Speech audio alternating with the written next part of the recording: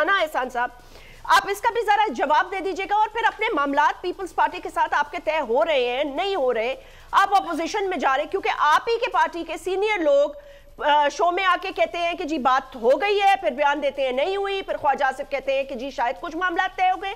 तो मामलात आखिर है क्या? बिस्मिल्लाहिर्रहमानिर्रहीम।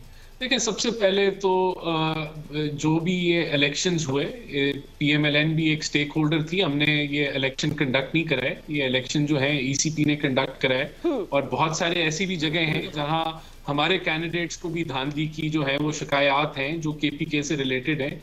लेकिन हमने भी उनको यही कहा है, हमारे जो कैंडिडेट्स हैं, कि आप शवायद लेके इलेक्शन ट्रिब्यूनल में जाएं और वहां जो है अपने मामला पेश करें शवायद के साथ, और वहां से तौफीक रखें कि आपको जो है वो कोई ना कोई उसका कह ले नतीजा मिलेगा।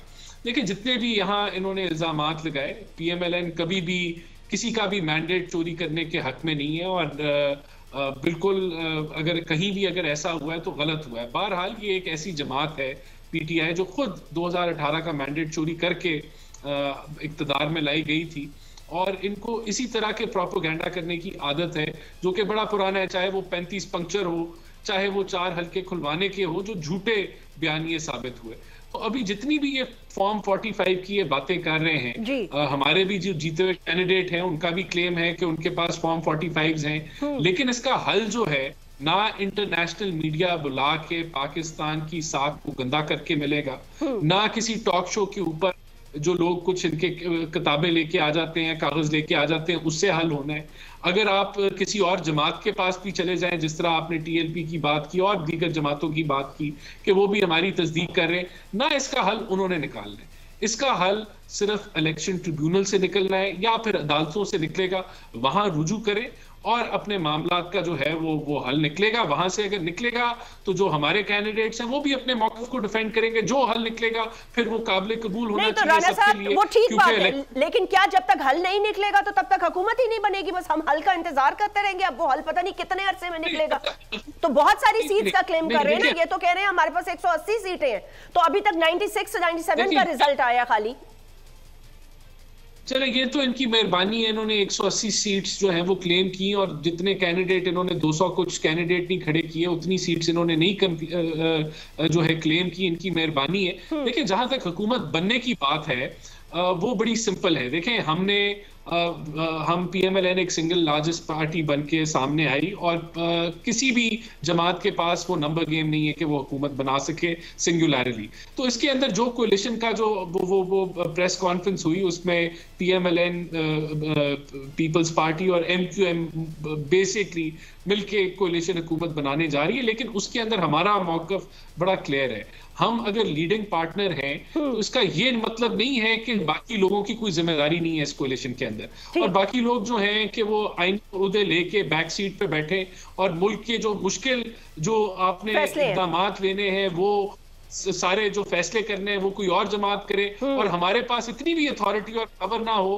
कि अगर हमने बजट पास कराना है तो वो भी हम जो है वो अपने ओन पे कराएं, और अगर वो सपोर्ट मिले ना मिले तो क्या हो। अगर कोई बिल पास कराना है तो ऐसे तो राना साहब, ये राना साहब एक सेकंड सर, कथा कलामी माफ, क्वेश्चन इसलिए कर रही हूं कि इंपॉर्टेंट सवाल बनता है, क्योंकि फिर फैसल करीम कुंडी साहब इसका जवाब दे सकते हैं। क्या ये शरायत पीपल्स पार्टी रख रही है? क्या ये बैकडोर में जो हमें पता चल रहा है, या जो मैंने भी आपके सीनियर रहनुमाओं से गुफ्तगू की है, जाहिर फैसल करीम कुंडी साहब बेहतर बता सकेंगे, लेकिन क्या ये शरायत पीपल्स पार्टी की तरफ से आ रही है कि वो एक आपको गैर मशरूत सपोर्ट तो दे रहे हैं, but they don't want to be part of the government in difficult decisions? देखिए, बात यही हमारा मौक़िफ़ इसके अंदर यही आ रहा है कि कोलिशन हुकूमत ऐसे नहीं चलती। कोलिशन हुकूमत तभी चलती है, और जिस तरह के मुल्क के मसाइल हैं, जहां आपको आईएमएफ के एक नए मुआहदा करना है जो कि 3 साला मुआहदा होगा, जिसके अंदर बहुत सारी रिफॉर्म्स आपको करनी है, तो ये मुमकिन नहीं है कि एक जमात जो है वो सारा लोड उठाए और बाकी बैठ के जो है वो तमाशा देखे कि क्या हो रहा है, और सपोर्ट की क्या गारंटी है कि वो रहे ना रहे, कब तक रहे। तो ऐसे मुमकिन नहीं है कि कोलिशन हुकूमत चले, इसमें सबको भार उठाना पड़ेगा, वरना ये आगे बढ़ना जो है वो मुश्किल हो जाएगा। तो ये हमारा मौक़िफ़ है। बाकी जो चीजें हैं वो लीडरशिप इनसे बैठ कर रहे।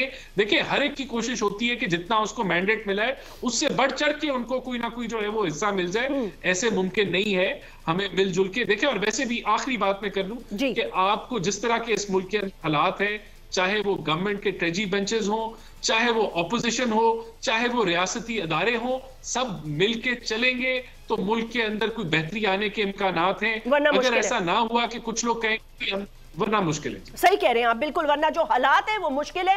और एक पॉलिटिकल पार्टी जिसके पास पूरा मैंडेट भी ना हो, अगर सारा का सारा मलबा उस पर डाल दिया जाए तो ये भी बड़ा मुमकिन नहीं है कि कैसे चल पाएगा। अगर ये वीडियो आपको पसंद आई है तो इस चैनल को सब्सक्राइब करें और बेल आइकन को क्लिक करें। सब्सक्राइब करें और बेल दबाएं ताकि कोई खबर रह न जाए।